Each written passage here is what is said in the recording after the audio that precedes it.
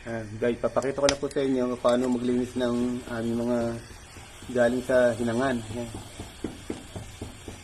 Papakita ko lang po sa inyo paano paglilinis para matanggal po yung mga itim-itim na yun, saka yung mga borak na yun. Yan. Yan. Ito, para matanggal po yan. At meron pong kikiling yan pag hindi siya tinambog sa aksido. Yan.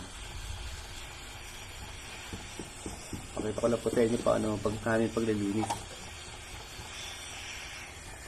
Yan. Yan.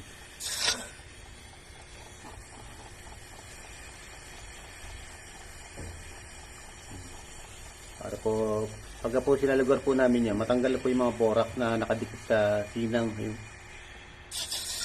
Yan po. Yan. Yan, natanggal na po yung dumi. Yung itim, yung mga borak po nakadikit sa pagkagaling sa hinangan. Yan po, maliit na po siya. Babad pa po natin siya para sigado malinis. Matanggal yung mga borak.